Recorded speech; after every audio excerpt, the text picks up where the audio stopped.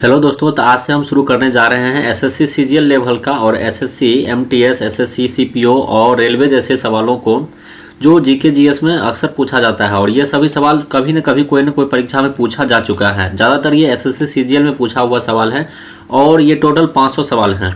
तो आज से हम इसका एक प्लेलिस्ट बना रहे हैं और आज से हम ही शुरुआत कर रहे हैं। पहला क्वेश्चन आज हमारा है, भारतीय संविधान में विधि द्वारा स्थापित प्रक्रिया की अवधारणा किस देश से ली गई थी? तो इस सवाल का सही जवाब हो जाएगा जापान से। भारतीय संविधान में विधि द्वारा स्थापित प्रक्रिया की अवधारणा जापान द्वारा ली गई थी। तो ऑप्शन नंबर बी सही जवाब हो जाएगा। अगला सवाल हम लोग का, किस अनुच्छेद के अंतर्गत राष्ट्रपति को अध्यादेश जारी करने की शक्ति प्राप्त है? तो अनुच्छेद की अगर बात किया जाए तो ऑप्शन नंबर 1, 2, 3 ऐसे याद कर सकते हैं कि अनुच्छेद 1, 2, 3 आर्टिकल 123 में राष्ट्रपति को अध्यादेश जारी करने की शक्ति प्राप्त है। अगला सवाल है हमारा कि संविधान की आत्मा किसे कहा जाता है? तो संविधान की आत्मा प्रस्तावना को कहा जाता है। अगला सवाल है, राज्यसभा में मनोनीत सदस्यों की संख्या कितनी होती है? तो मनोनीत सदस्यों की संख्या राज्यसभा में 12 होती है। ऑप्शन नंबर बी सही जवाब हो जाएगा। अगला सवाल है, किस संवैधानिक संशोधन द्वारा शिक्षा को समवर्ती सूची में डाला गया? यह सब सवाल हम लोग का पूछा हुआ जा चुका है। तो ऑप्शन नंबर ए सही जवाब हो जाएगा। 42वां संशोधन द्वारा शिक्षा को समवर्ती सूची में डाला गया था। अगला सवाल है, भारत में राष्ट्रीय आपातकाल की घोषणा कितनी बार हो चुकी है? तो राष्ट्रीय आपातकाल की घोषणा 3 बार हो चुकी है। भारतीय संविधान के किस भाग में राज्य के नीति निर्देशक तत्व हैं? तो ऑप्शन नंबर सी भाग 4 में है संविधान के नीति निर्देशक तत्व। अगला सवाल है, सार्वजनिक हित याचिका की अवधारणा भारत में किस देश से प्रेरित है? तो सार्वजनिक हित याचिका ऑप्शन नंबर सी सही जवाब हो जाएगा, अमेरिकी से। नियंत्रण एवं महालेख परीक्षक CAG की नियुक्ति कौन करता है? तो राष्ट्रपति जी करते हैं इसकी नियुक्ति। भारत के संविधान में समाजवादी शब्द किस संशोधन द्वारा जोड़ा गया था? तो ये 42वां संशोधन में जोड़ा गया है। अगला सवाल है हम लोग का, किस नदी को दक्षिण की गंगा कहा जाता है? यह सवाल पूछा हुआ जा चुका है।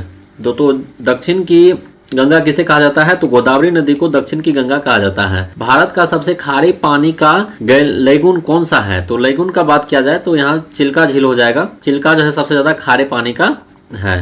भारत में ब्लैक सॉइल मुख्यतः किस फसल के लिए उपयुक्त है? तो कपास की फसल के लिए ब्लैक सॉइल। अगला सवाल है हम लोग का, दक्कन का पठार किस पर्वत श्रृंखला से घिरा हुआ है? दक्कन का पठार का बात हो रहा है तो ये पश्चिमी एवं पूर्वी घाट से घिरा हुआ है दक्कन का पठार। भारत का सबसे लंबा स्थलीय सीमा साझा करने वाला देश कौन सा है?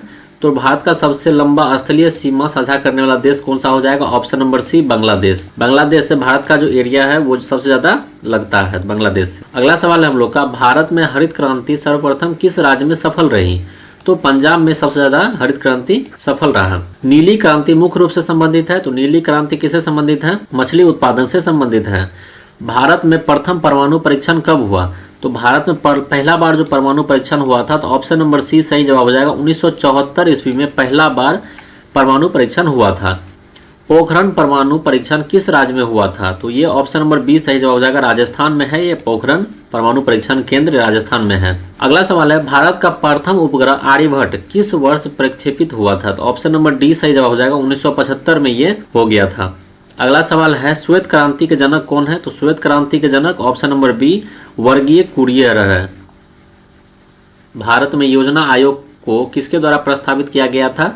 तो नीति आयोग के द्वारा योजना आयोग को प्रस्तावित किया गया था। भारतीय संसद का कौन सा सदन कभी भंग नहीं होता है? तो राज्यसभा कभी भंग नहीं होता है, लोकसभा भंग हो जाता है। लोकसभा का नेता किसे कहा जाता है? तो लोकसभा का जो नेता होता है वो प्रधानमंत्री होता है। किस आर्टिकल के अंतर्गत राष्ट्रपति शासन लगाया जाता है? तो ऑप्शन नंबर सी आर्टिकल 356 के अंतर्गत राष्ट्रपति शासन लगाया जाता है। भारत में वित्त आयोग का गठन कितने वर्षों में किया जाता है? 5 वर्षों में वित्त आयोग का गठन किया जाता है। कैबिनेट मिशन योजना किस वर्ष आई? तो 1946 ईस्वी में कैबिनेट मिशन योजना आई। भारतीय संविधान का मसौदा किसने तैयार किया था? डॉक्टर भीमराव अंबेडकर ने भारतीय संविधान का मसौदा तैयार किया था। भारत के प्रथम राष्ट्रपति कौन बनी थी? तो प्रतिभा पाटिल भारत की प्रथम राष्ट्रपति बनी थी। भारत में न्यायिक पुनरावलोकन की अवधारणा किस देश से ली गई है? तो अमेरिका से ली गई है न्यायिक व्यवस्था को। अगला सवाल है हम लोग का, भारतीय संविधान में संघीय व्यवस्था किस देश से ली गई है? तो कनाडा से ली गई है संघीय व्यवस्था। किस आर्टिकल के अंदर समानता का अधिकार आता है? तो समानता का अधिकार आर्टिकल 14 से 18 के बीच में आता है। आर्टिकल 21 संबंधित है किससे? जीवन और व्यक्तिगत स्वतंत्रता से आर्टिकल 21 संबंधित है। भारत के प्रथम आम चुनाव कब हुए थे? तो आम चुनाव पहली बार जो हुआ था वो 1951 से 52 हुआ था, क्योंकि 50 में संविधान 26 जनवरी 1950 को संविधान ही लागू किया गया था। भारत में पंचायती राज व्यवस्था को संवैधानिक दर्जा किस संशोधन से मिला है? तो ऑप्शन नंबर सी सही जवाब हो जाएगा, 73वां संशोधन से मिला है। अगला सवाल हो जाएगा, राजस्थान में राज्यों का प्रतिनिधित्व किस आधार पर होता है? तो राज्यसभा में राज्यों का प्रतिनिधित्व ऑप्शन नंबर सी जनसंख्या के आधार पर होता है। भारत का सबसे बड़ा कॉफी उत्पादक राज्य कौन सा हो जाएगा? तो सबसे बड़ा कॉफी उत्पादक राज्य कर्नाटक हो जाएगा। अगला सवाल है, भारत का सबसे बड़ा बॉक्साइट उत्पादक राज्य कौन सा है? तो ओडिशा हो जाएगा बॉक्साइट उत्पादक राज्य। भारतीय संविधान की 7वीं अनुसूची किससे संबंधित है? तो ऑप्शन नंबर सी सही जवाब हो जाएगा, केंद्र राज्य शक्तियों का विभाजन से संबंधित है। सामान्य नागरिक संहिता किस भाग में है? तो ऑप्शन नंबर बी सही जवाब हो जाएगा, नीति निर्देशक तत्व के भाग में है। भारत में सबसे अधिक वर्षा प्राप्त स्थान कौन सा है? तो ऑप्शन नंबर बी मौसिन राम है। भारत का प्रथम विधि मंत्री कौन था? तो ऑप्शन नंबर बी विधि मंत्री कौन था पहला बार? तो डॉक्टर भीमराव अंबेडकर। लोक लेखा समिति का अध्यक्ष सामान्यतः कौन होता है? तो विपक्ष का सदस्य होता है। भारत में राष्ट्रीय आय का आकलन कौन करता है? तो NSO करता है। भारत छोड़ो आंदोलन का प्रस्तावना किसने रखा? तो भारत छोड़ो आंदोलन का प्रस्तावना राजगोपालाचारी ने रखा था। अगला सवाल हम लोग का, भारतीय संविधान की प्रस्तावना में कितने आदर्श हैं, कितने आइडियल हैं? तो ऑप्शन नंबर सी सही जवाब हो जाएगा, 5 आदर्श हैं भारतीय संविधान की प्रस्तावना में। भारतीय रिजर्व बैंक का राष्ट्रीयकरण कब हुआ था? तो 1949 ईस्वी में भारतीय रिजर्व बैंक का राष्ट्रीयकरण हो गया था और ये 1935 के आसपास जो है इसका उद्घाटन हुआ था। भारत में प्रथम पंचवर्षीय योजना किस वर्ष चालू हुआ था? 1951 ईस्वी में चालू हुआ था। भारत में मुद्रा नीति कौन निर्धारित करता है? तो ऑप्शन नंबर सी RBI निर्धारित करता है। अखिल भारतीय सेवा में कौन शामिल नहीं है?